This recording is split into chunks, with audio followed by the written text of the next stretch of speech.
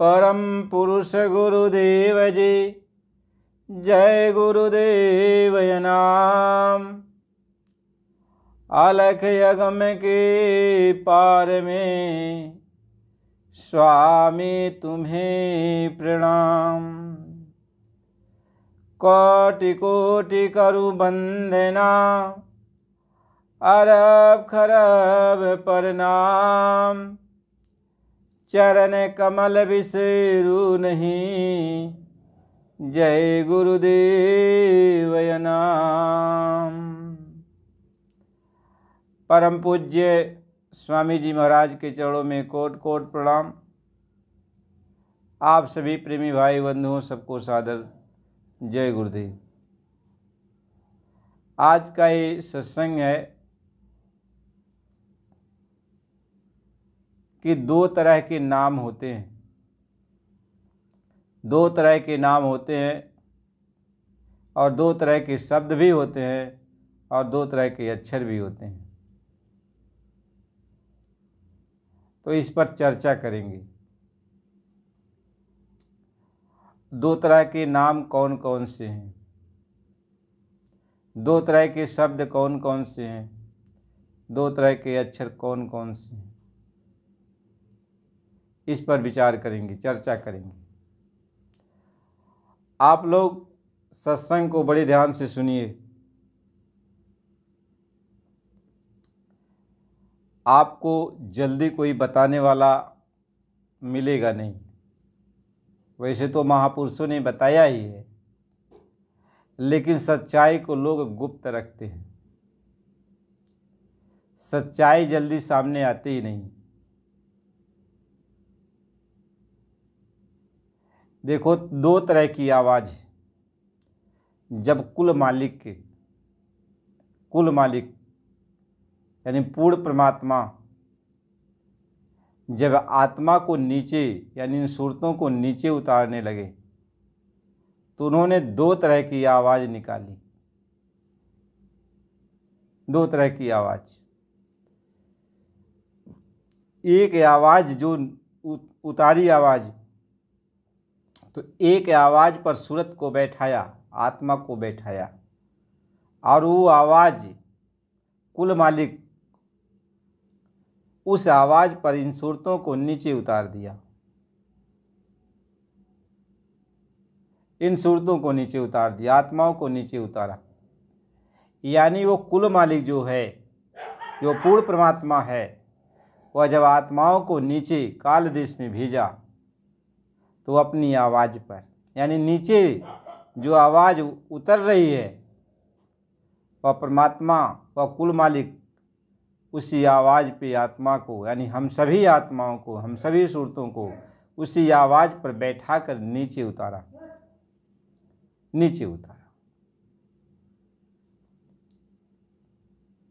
महात्मा इस बात को समझा रहे, उस आवाज़ को जो आवाज़ नीचे उतारने वाली है, उस आवाज़ पर हम सभी आत्मा को बैठा कर पहले महाकाल मानी जो महाकाल प्रभु का मंडल है, जो देश है, यानी महाकाल के हवाले कर दिया।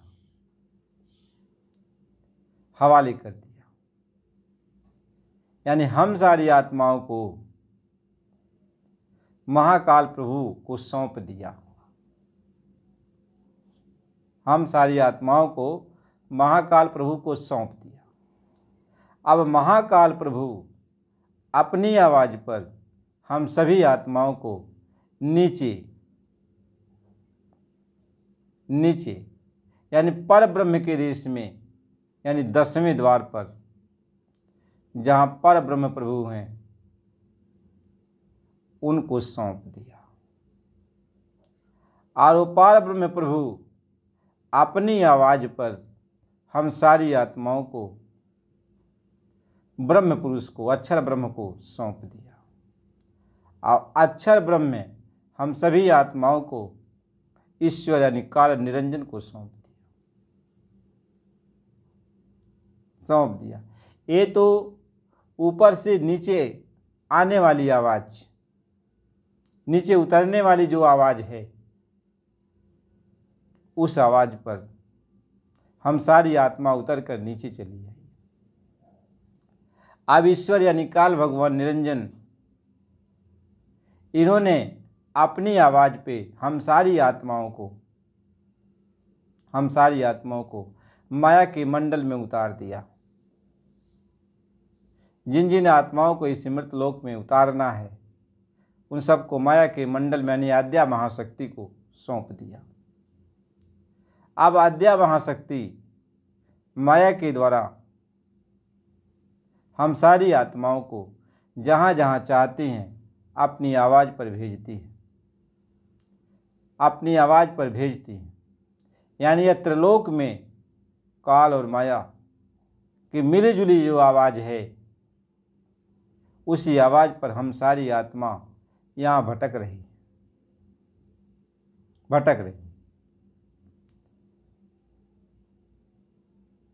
हम सारी आत्माएं जब सतलोक से यानी अपने कुल मालिक के देश से नीचे आ रही थी तो हम लोग आना नहीं चाहती थी।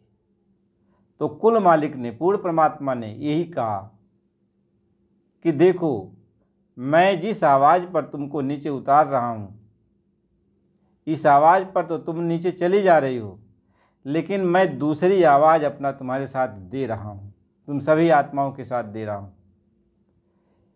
और जब काल तुम्हें मृत लोक में भेजेगा और तुम्हें मानव शरीर मिल जाएगा और 1 लाख वर्ष की उम्र होगी उस समय, और 1 लाख उम्र जब तुम्हारी पूरी हो जाएगी तो जो ये मेरी दूसरी आवाज़ है, ये वापस ले आने वाली आवाज़ है, इस आवाज़ को पकड़ लेना। यह हमेशा तुम्हारे पास रहेगी। इसलिए कहा, सतयुग सब जोगी विज्ञानी और कर हरि ध्यान तरह भव प्राणी। यानी सतयुग यानी प्रथम बार जब आत्माएं नीचे उतारी जाती तो उनके ऊपर कोई पर्दा नहीं, कोई मैल नहीं, और जब 1 लाख वर्ष उम्र पूरा हो जाता तो सागरी की सारी आत्माएं जो भी मृतलोक में आई, उस नाम डोरी को पकड़कर वापिस अपने देश पहुंच गई। बहुत सारी आत्माएं पहुंच गई। यह देख करके निरंजन भगवान को तकलीफ हुआ कि ऐसी सारी आत्माएं चली जाएंगी तो हम राज किस पर करेंगे। इसलिए उन्होंने कर्मों का विधान बनाया, पाप पुण्य का विधान बनाया, और हम सारी आत्माओं को पाप पुण्य का लालच दे करके, लोभ दे करके कि तुम्हें स्वर्ग याद वैकुंठ लोक भेज दिया जाएगा, तुम्हें नाना प्रकार की सुख सुविधा दिया जाएगा। हम लोग लोभ के वशीभूत होकर, आराम करने के वशीभूत होकर कि चलो देख लिया जाए, एक बार इनका भी कानून जो बना है इसको भी देख लिया जाए।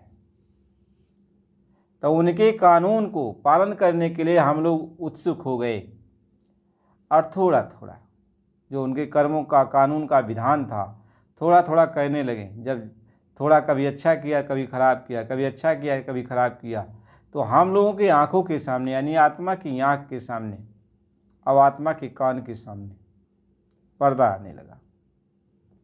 कैसे होता है? जाला पड़ने लगे।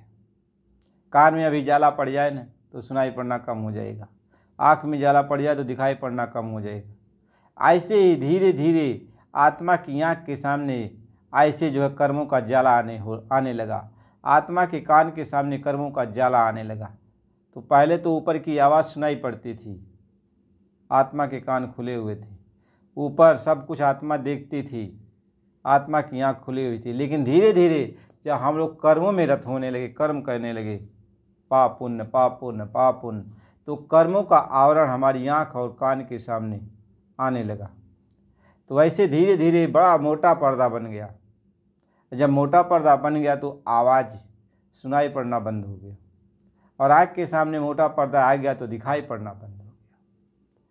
अब हम जो है जब 1 लाख वर्ष उम्र पूरी हम लोगों की हुई तो हम लोग उस नाम डोरी को, जो डोरी पकड़ करके हम लोगों को अपने देश जाना था, अपने घर जाना था, अब आँख के अंधे हो गए हम लोग तो दिखाई नहीं पड़ा, कैसे पकड़े।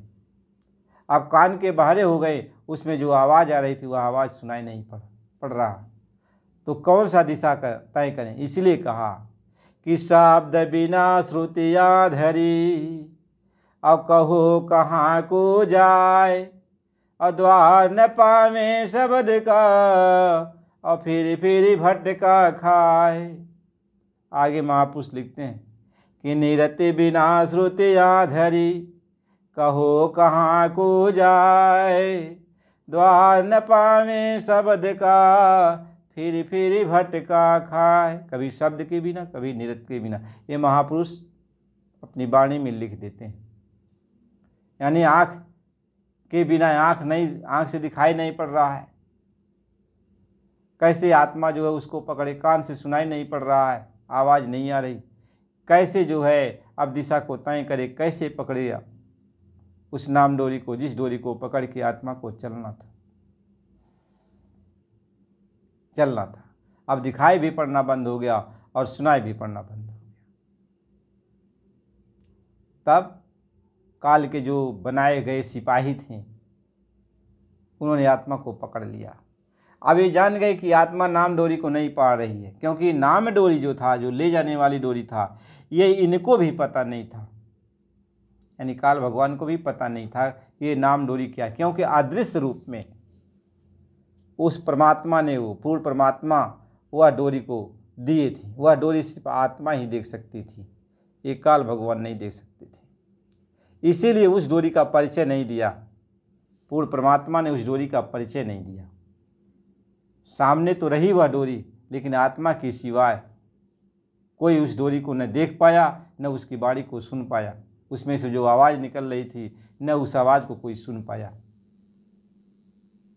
इसलिए कहीं कहीं उसको शब्द धुन कहा जाता, कहीं कहीं उसको नाम धुन कहा जाता, कहीं कहीं उस परमात्मा की उस आवाज़ को कभी कहीं शब्द धुन कहा जाता, कहीं कहीं उसको शब्द कहा जाता, कहीं कहीं उसको नाम धुन कहा जाता। अब छूट गई तो इन लोगों ने अंदाज़ा लगा लिया कि आत्मा अब देख नहीं पा रही है, आत्मा अब सुन नहीं पा रही, समझ नहीं पा रही कुछ, यानी अब इसको पकड़ लेना चाहिए। तब आत्मा को पकड़ कर ये लोग कभी स्वर्ग आदि वैकुंठ लोकों में लेके गए। पाप कर्म ज़्यादा रहा तो नरक को 84 में लेके चले गए। अब आत्मा धीरे धीरे धीरे धीरे धीरे धीरे ऐसे जुग जुगांतर बीतते चले गए।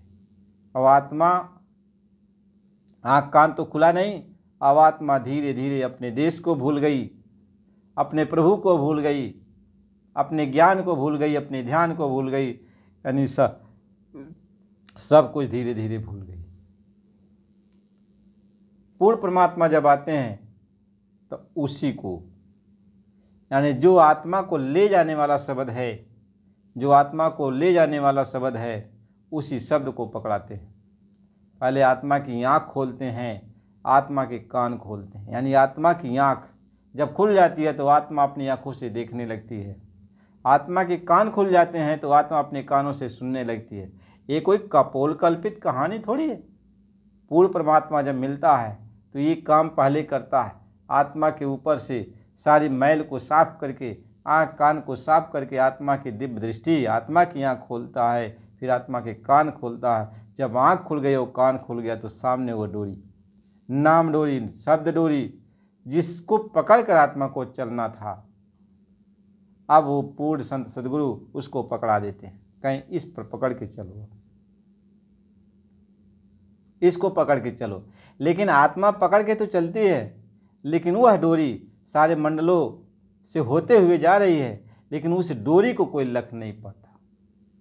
ईश्वर ब्रह्म पार ब्रह्म महाकाल, उस डोरी को कोई नहीं लख पाता, कोई नहीं लग पाता, कोई देख ही नहीं पाता।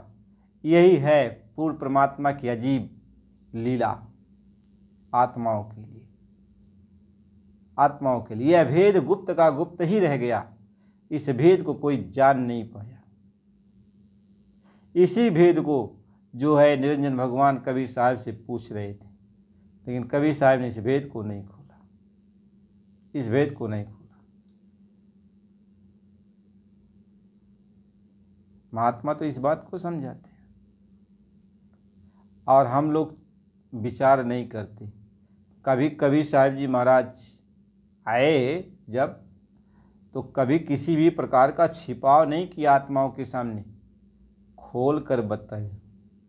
इसलिए कबीर साहब जी ने यही कहा था कि साधु शब्द साधना कीजिए, आज यही शब्द से प्रगट भये सब, सोई शब्द गहि लीजिए, साधु शब्द साधना कीजिए।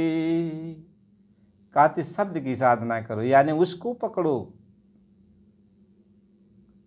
जिस शब्द को पकड़ के तुम्हें अपने देश जाना, उसको पकड़ो। तो कौन पकड़ाएगा? अब तो आत्मा आँख की अंधी कान की बारी हो गई, उसको पूर्ण परमात्मा ही पकड़ाएगा, पूर्ण परमात्मा ही तुम्हारी आँख कान को खोलेगा, और किसी के बस का नहीं, और किसी के बस का नहीं। बताओ महापुरुष कबीर साहिब जी कहाँ शब्द का जिक्र नहीं किए, कहाँ शब्द का नहीं जिक्र किया। इसीलिए तो कहा कि कर बंदगी विवेक की, और भेष धरे सब कोय, वह बंदगी बही जाने दे, जहाँ शब्द विवेक न होए। कहें कबीर पुकार की, अरे कोई संत विवेकी होए, और जामे शब्द विवेक है, छत्र धनी है सोए। उन्होंने तो ये बातें कही कि तू शब्द विवेक, यानी शब्द की खोज कर, शब्द की पहचान कर, तू शब्द की पहचान कर, शब्द की खोज कर। वह तेरे घट में है, वो शब्द तेरे सामने है वो शब्द, लेकिन तू उसको पकड़ नहीं पा रही है, तू उसको देख नहीं पा रही है, उसकी वाणी को तू सुन नहीं पा रही है। वह चेतन है, वो परमात्मा का स्वरूप है, वो परमात्मा का स्वरूप है। अभी कहो कि वो शब्द कोई सुन लेगा? कोई नहीं सुन सकता आत्माओं की सिवाय। और आत्मा कब सुन पाएगी? जब कोई पूर्ण परमात्मा संत सदगुरु के रूप में आएगा, और वह आत्मा की आँख कान के ऊपर लगी हुई जो मैल है वो साफ करेगा। आत्मा की दिव्य दृष्टि सामने खुल जाएगी, आत्मा के दिव्य कान खुल जाएंगे, तो वो मालिक उस डोरी को पकड़ा देगा, उस शब्द पर बैठा देगा। इसलिए कबीर साहब ने कहा कि सतगुरु नाम जहाज है, कोई कोई पावे भेद, इस भेद को कोई कोई समझ पाता है, इस भेद को कोई कोई समझ पाता है। तो जो बात गुप्त है वह किताबों में कैसे वर्णन की जाएगी? वह किताबों में कैसे उसको लिख कर पढ़ कर समझाया जाएगा? आप किताबों में खोजते हो, आप ही नहीं जानते हो। महात्माओं के पीछे लोग पड़ गए, तो महात्माओं ने ऐसा ही बयान किताबों में लिख दिया कि लोग किताब पढ़ते पढ़ते ढूंढते ढूंढते उसी में रह जाएं, असलियत जान नहीं पाएंगे। इसलिए कहा वक्त गुरु की खोज तेरे भले की कहूँ, वक्त का कोई महात्मा होगा, वक्त का कोई संत सदगुरु होगा, वही तुझे समझा पाएगा, वही उस भेद को बता पाएगा। और इसीलिए तो कहा, लेकिन हम वक्त गुरु की खोज नहीं करते, वक्त गुरु की खोज नहीं करते। हमें समझना चाहिए, समझना चाहिए। इसलिए जब पूर्ण परमात्मा आएगा, आपके सामने आएगा, कोई भी हो आएगा, जब आ गया है आपके सामने, तो आपके ऊपर की लगी मैल को धीरे धीरे साफ कर देगा। जब साफ कर देगा तो फिर आँख भी खुल गई, कान भी, कहीं आँख कान फिर दो खुले, आँख कान दोनों खुल जाती है।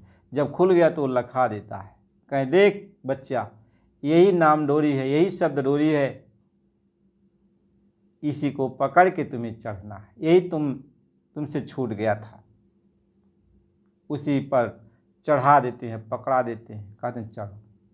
कहीं चढ़ चला आगा मटरिया हो, सेजरिया जहाँ साहेब के पीछे, कहीं इसी को पकड़ ले और चढ़ चलागा मटारी, अपने देश निकल चलो। तू जब निकल के चलेगी, कोई तुम्हारा रास्ता रोक नहीं सकता, क्योंकि कोई जानेगा ही नहीं कि तुम किस जहाज पर बैठी हो, कोई नहीं देख सकता। आत्माएं निकल जाती, इसी भेद को गुप्त रखा गया, यानी वो कुल मालिक पूर्ण परमात्मा इसी भेद को गुप्त रखा, यानी जो ले जाने वाला जो शब्द है उसको गुप्त रखा, उसको कोई नहीं जान पाया। न महाकाल प्रभु जान पाए, न महाकाल प्रभु जान पाए, न पार ब्रह्म परमेश्वर जान पाए, न ब्रह्म अक्षर पुरुष जान पाए, न ईश्वर काल भगवान जान पाए। कोई उसको जान ही नहीं पाए। और सबके देश से होता हुआ वह शब्द आया और सबके देश से होता हुआ फिर निकल जाएगा आत्माओं को लेकर, लेकिन कोई उसको लख नहीं पाता, कोई लख नहीं पाता। इसलिए निरंजन भगवान ने माया से कहा था कि तू अपनी माया रच करके इन जीवों को भुलवा दे, इनके आंख और कान पर पर्दा डाला जाए। और कोई बात नहीं थी, सिर्फ रोकने के लिए आंख और कान पर पर्दा डाला गया, पर्दा डाला गया। तो महात्मा तो इस बात को समझाते हैं। इसीलिए तो कबीर साहब जी महाराज कहें कि चादर लीजे धोए मैल है बहुत पुरानी, और चल सतगुरु की घाट भरा जहाँ निर्मल पानी। कहे चादर को धुला ले, मैल बहुत ज़्यादा लग गई है, पुरान हो गई है मैल। और पूर्ण संत सतगुरु मिलेगा तभी इस चादर को धोएगा। तनमन रूपी चादर को वही धो सकता है, दूसरा कोई नहीं धो सकता। इसलिए कहें सतगुरु सिकलीगर मिले तब छूटे पुराना दाग, तब छूटे पुराना दाग गड़ा मन मोर्चा माही। अब बिन सदगुरु की मेहर दाग यह छूटत नहीं। कहते जब तक वह पूरा संत सदगुरु नहीं मिलेगा, पूर्ण परमात्मा नहीं मिलेगा, तब तक यह दाग छूट नहीं सकता, यह दाग छूट नहीं सकता। महात्मा तो इस बात को समझाते हैं, महापुरुष इसी बात को समझाते हैं, लेकिन हम इस बात को समझना नहीं चाहते। अपने मन से, अपनी बुद्धि से हम सोचना चाहते हैं। जब आप जानते हो, महात्माओं ने आपको बताया कि यह मन की पहुंच नहीं है, मन से आप नहीं जान सकते, यह बुद्धि की पहुंच नहीं है, बुद्धि से आप नहीं इसको समझ सकते, ये तर्क और विषय वितर्क का विषय नहीं है, यह सिर्फ इसको आत्मा ही समझ सकते हैं। आत्मज्ञान होने के पहले परमात्म ज्ञान कैसे आप समझ सकते हो? कैसे परमात्म ज्ञान समझ सकते हो? इसलिए सदगुरु के पास जाओ, सदगुरु के पास जाओ। इसीलिए कबीर साहब जी महाराज ने कहा कि गुरु को कीजिए दंडवत कोटि कोटि प्रणाम, और कीट न जाने भृंग को गुरु कर ले आप समान। जगत जनायो जिह सकल सो गुरु प्रगटे आए, और जिन गुरु आँख ने देखिया सो गुरु दिया लखाए। इसी बात को कबीर साहब जी महाराज ने कहा कि गुरु को प्रणाम करो, गुरु को सिजदा करो, गुरु की वंदना करो। इस सारे जगत को उत्पन्न करने वाला, सभी लोगों को पैदा करने वाला, सभी लोगों का सृजनहार वो गुरु जब आपके सामने आया, आपके सामने आया, आपके ऊपर कृपा किया, तो जिस गुरु को आपने नहीं देखा, नहीं लग पा रहे थे, यानी जो नाम डोरी शब्द स्वरूपी वो मालिक जो छूट गया, जिसको आपको पकड़ना चाहिए था, उसको आप नहीं पकड़ पाए, नाम जहाज को नहीं पकड़ पाए, शब्द जहाज को नहीं पकड़ पाए, अब नहीं उसके पास जा पा रहे हो। कहते जिन गुरु आँख ने देखिया सो गुरु दिया लिखा है। उसको आप नहीं देख पा रहे हो अपनी आँखों से, तो तुम्हारी आँख के ऊपर का पर्दा हटा दिया, तुम्हारे कान के ऊपर का पर्दा हटा दिया और उस गुरु को लखा दिया, यानी उस शब्द जहाज को दिखा दिया, उस नाम डोरी को दिखा दिया, उस पर गुरु तुम्हें पकड़ा दिया, उस पर बैठा दिया तुम्हें, और इसके बाद पहुँचा भी दिया। तो बताओ महात्माओं की वचन वाणी इतना जल्दी समझ में आने वाला है? इतना जल्दी समझ में आने वाला है? महात्माओं के वचन वाणी तो उस मालिक की मौज मेहर हो तभी कोई समझ सकता है। कबीर साहिब जी महाराज आए तो कबीर साहिब जी महाराज हम सारी आत्माओं से टेढ़ा मेढ़ा प्रश्न थोड़ी करेंगे। वो जानते भोले भाले जीव, वो ऐसे खुद फंसे पड़े हैं, हम इनको कौन सा ऐसा कठबैठी बात बताएं कि जो ये समझ ही नहीं पाए। सारे महात्मा आत्माओं को समझाने के लिए सीधी सरल भाषा का प्रयोग किए, लेकिन हमारी बुद्धि मलिन रहने के कारण उनके सरल भाषा को हम नहीं समझ पाते। उसको सोचते हैं कि बहुत कठिन है, लेकिन कठिन है हम ये सोचने लगते हैं, क्योंकि बुद्धि हमारी मलिन है, मन हमारा मलिन है, गंदा है, उस बात को हम नहीं समझ सकते और वो सरल भाषा का प्रयोग करते, यानी सीधी सरल बात करते, आत्मा की बात करते। महात्मा आत्मा की बात करते, महात्मा आत्मा की बात करते। इसलिए कहा कि गुरु धोबी शिष कापड़ा साबुन सृजनहार, कहते हैं गुरु धोबी और शिष्य कपड़ा, यानी गुरु तो धोबी का काम कर रहा है, धोने का काम कर रहा है। कौन सा? शिष्य रूपी कपड़े का। कपड़ा कौन है? ये तन मन रूपी कपड़ा,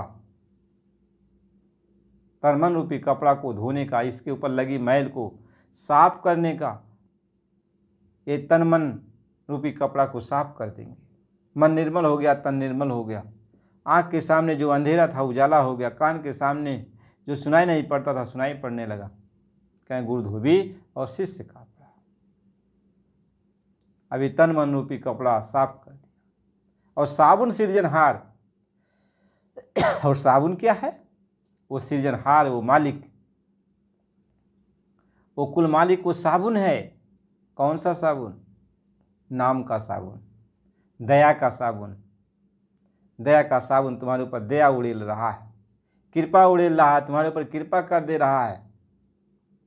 और सूरत शिला पर धोइए। सूरत का मतलब होता है आत्मा, शिला का मतलब होता है आत्मा पत्थर बन गई। यानी अब इतना उसके ऊपर बोझ हो गया है आत्मा के ऊपर कर्मों का कि पहाड़ों का पहाड़ हो गया है। अब वो शिला बन के बैठी हुई। क्या? सूरत शिला पर धोइए और निक्षय रंगे अपार। यानी अब आत्मा इस तन मन रूपी कपड़े को अब सूरत के ऊपर धोया जा रहा है। उसी के साथ आत्मा के ऊपर लगी मैल साफ हो रही है, मन के ऊपर लगी मैल साफ हो रही है। जब धोबी नदी में जा कर के पाटा पर पटकता है तो पाटा पर भी जो गंदगी होती है वह भी साफ हो जाती है, और जो कपड़े में जो गंदगी होती है वह भी साफ हो जाती है। तो आत्मा भी निर्मल हो जाती है, तन मन भी निर्मल हो जाता है। तो महात्मा तो इस बात को समझाते हैं। तो हमें तो बात को समझना चाहिए। जब हम छोटा बन जाएंगे, समझने की कोशिश करेंगे तो महात्माओं के वचनबाड़ी समझ में आ जाएगी, वचनबाड़ी समझ में आ जाएगा।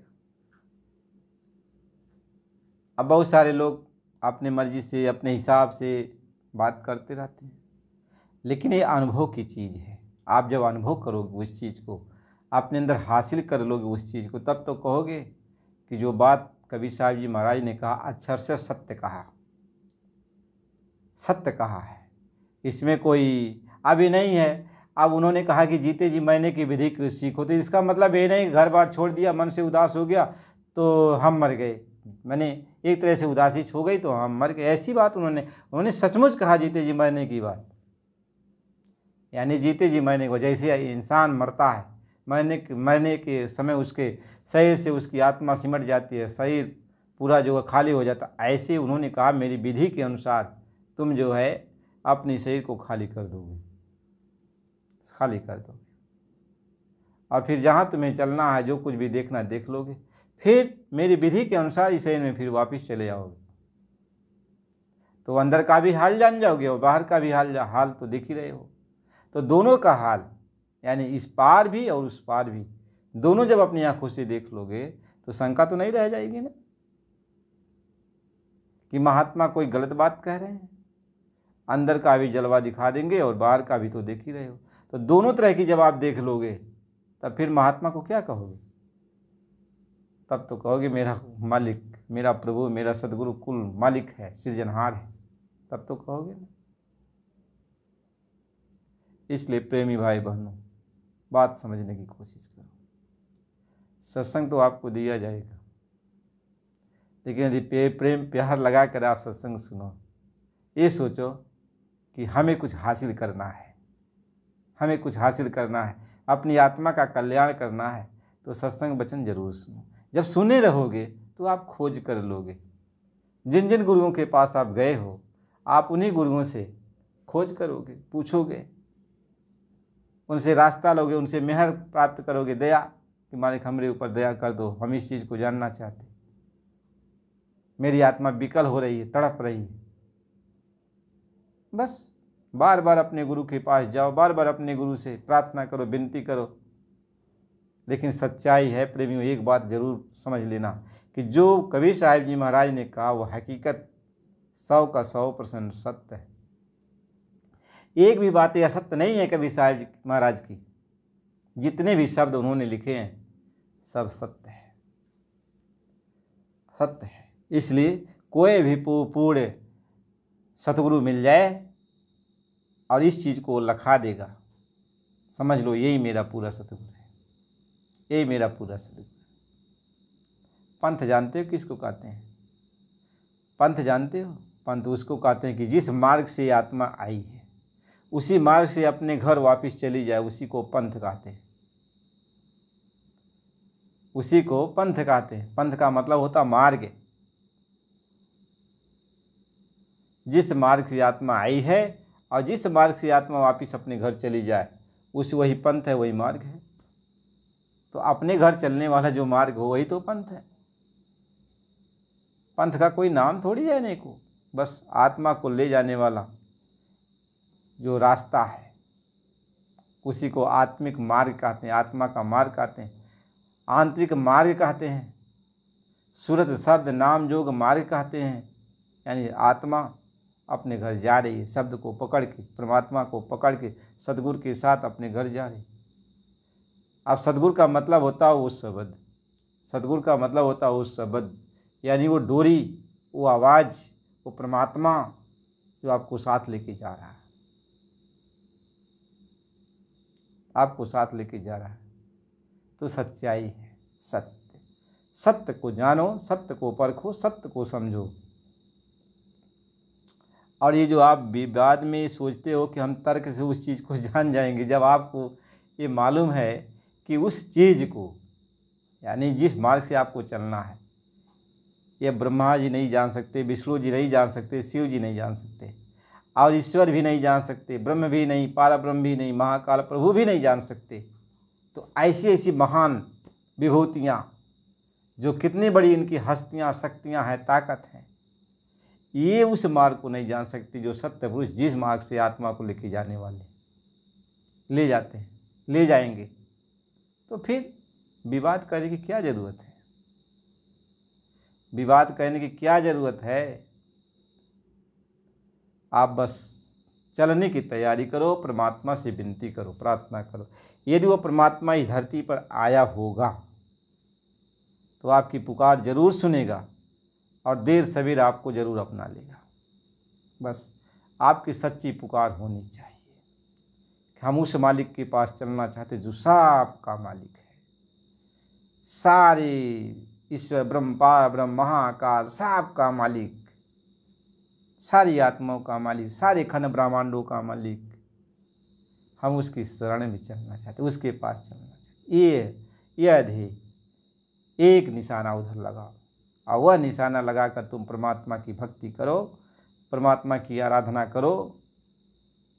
और कहीं न कहीं वो परमात्मा इस धरती पे आया है तो आपकी पुकार उसके कानों तक जरूर पहुंचती है। वह जैसा वक्त समय देखेगा आपको पकड़ लेगा, पकड़ लेगा, आपको ले चलेगा, ले चलेगा।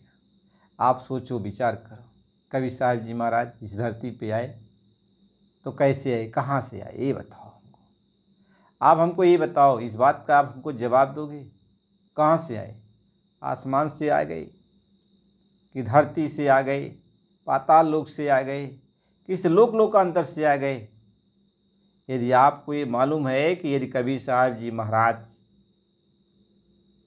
आए अपने देश से, सतलोक से या किसी लोक से जहाँ आत्माओं का देश है, पूर्ण परमात्मा का देश है, यदि कबीर साहब जी वहाँ से आ सकते हैं यहाँ पे, तो ये आत्मा भी अपने घर नहीं जा सकती, अपने घर नहीं जा सकती है। यदि आसमान से वो आए हों तो आसमान के ऊपर से वो रास्ता गया होगा, तभी तो उधर से आए होंगे। यानी जिधर से वो आए होंगे उधर से ही तो रास्ता होगा, उधर से आपको भी लेके चलेंगे।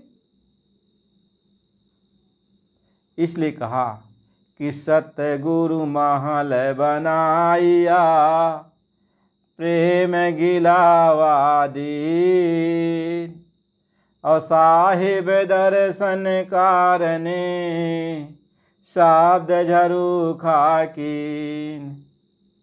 कहा क्या करने के लिए? दर्शन कराने के लिए, ले चलने के लिए उन्हें शब्द का झरोखा बनाया,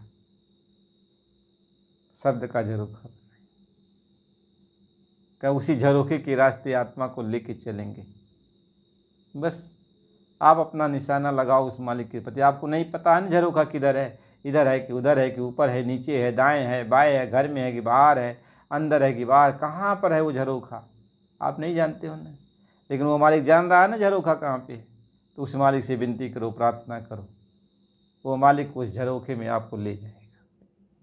इसलिए प्रेमियों, सत्संग सुनो, सत्संग सुनो। अभी सत्संग कहाँ, अभी महात्माओं के वचन कहाँ है, आपको पूर्ण रूप से दिए गए महात्माओं के वचन आपको दिए जाएंगे। और महात्माओं के वचन सरल हैं, बहुत ज़्यादा कठिन नहीं है महात्माओं के वचन। बस हमारे अंदर जैसे निर्मलता आएगी, हम अपने आप को समझना चाहेंगे छोटा बनकर, तो महात्माओं के वचन वाणी अपने आप आत्मा समझने लगती है, अपने आप आत्मा समझने लगती है। तो प्रेमियों, आप सत्संग सुना करो। जय गुरुदेव।